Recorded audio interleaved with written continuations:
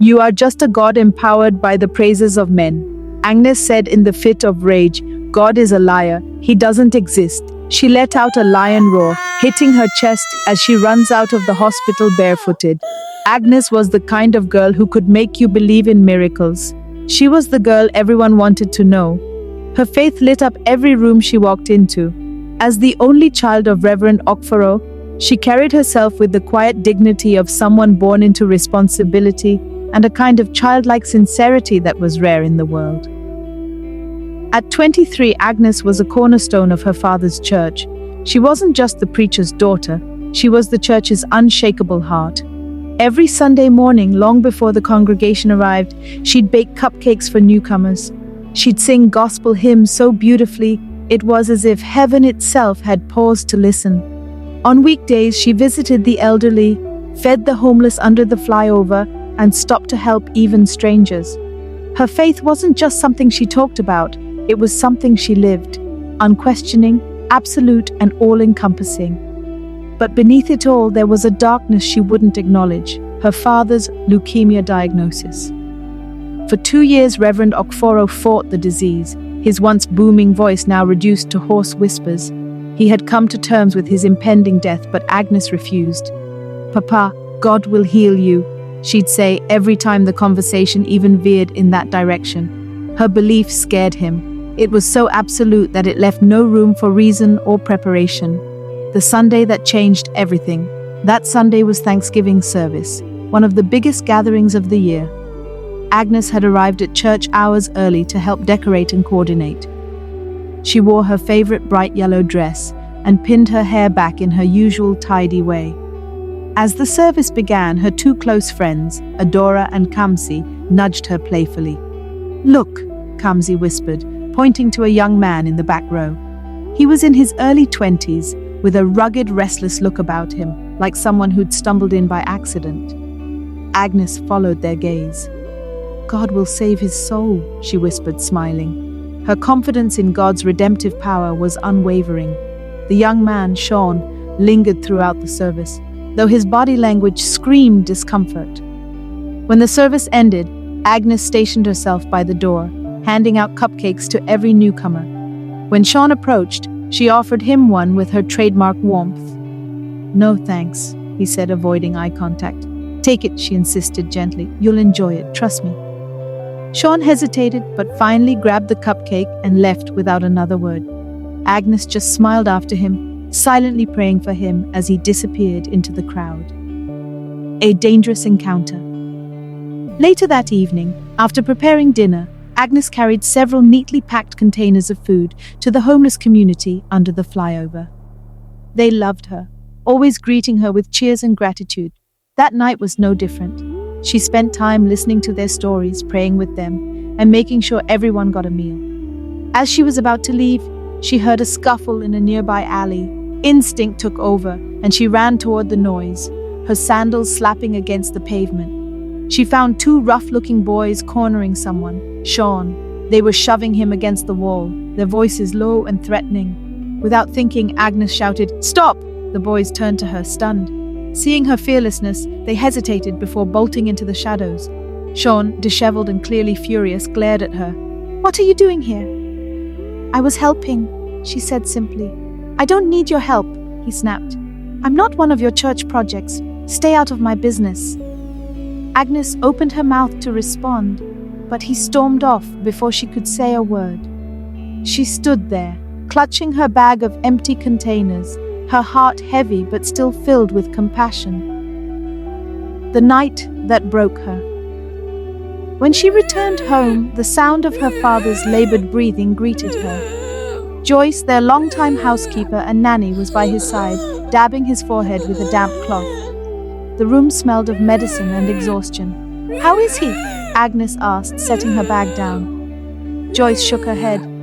"Not good." Agnes smiled, the same unshakable faith in her eyes. "He'll be fine. God's got this."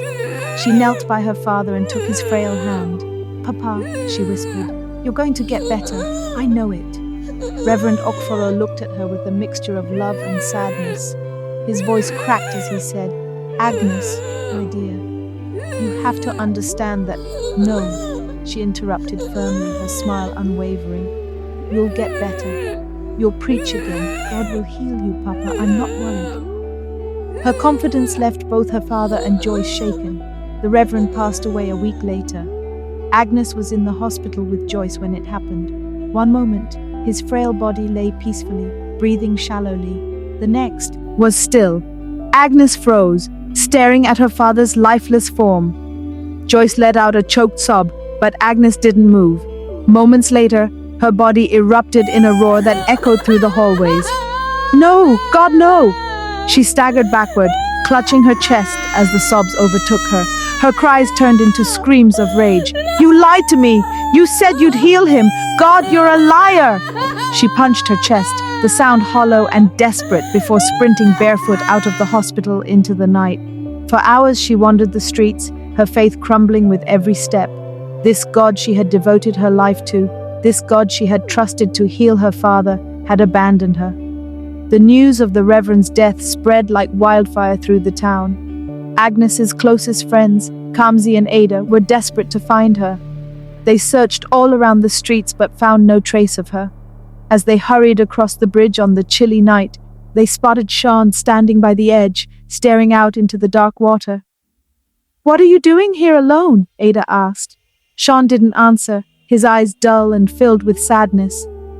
Sean, have you seen Agnes anywhere? Kamsi asked with worry in her voice. Sean shook his head slightly. Why are you looking for her? She's a grown woman, he replied softly. You don't know, do you? Ada said in shock. The Reverend, he's dead. Sean's eyes widened. He stood silently for a moment before murmuring, I'll help you look. Together they resumed the search for Agnes, calling out her name into the still, cold air. But no one answered. Eventually they found her sitting quietly inside the chapel, staring at the statue of Jesus with deep, sorrowful eyes. She didn't say a word and didn't acknowledge their presence. She just sat there lost in her thoughts. On the day of the Reverend's burial, the whole town came together, mourning his loss. Cries and sobs filled the air as people paid their respects. Agnes remained silent. She didn't cry or speak to anyone. She simply stood by the grave, her face expressionless and her eyes distant. Kamsi and Ada grew increasingly worried about her. Even Agnes's nanny was concerned about how withdrawn and detached she had become. After the burial, Agnes started wandering around late at night, disappearing into the darkness. Unbeknownst to her, Sean often followed at a distance, worried about what she might do. One night she stopped in front of a nightclub, a place she never thought she would step into. She had decided to go against everything her faith taught her. She wanted to rebel against the beliefs that now seemed empty and meaningless to her. As she was about to step inside, Sean appeared from the shadows and grabbed her arm. She turned to him without surprise, as though she had known he was following her all along. Let go of me, she snapped. You can't go in there, Sean said firmly. Why not? She mocked. Who's going to stop me? Sean sighed, realizing words wouldn't work. Without saying anything more, he grabbed her hand and started pulling her away from the club.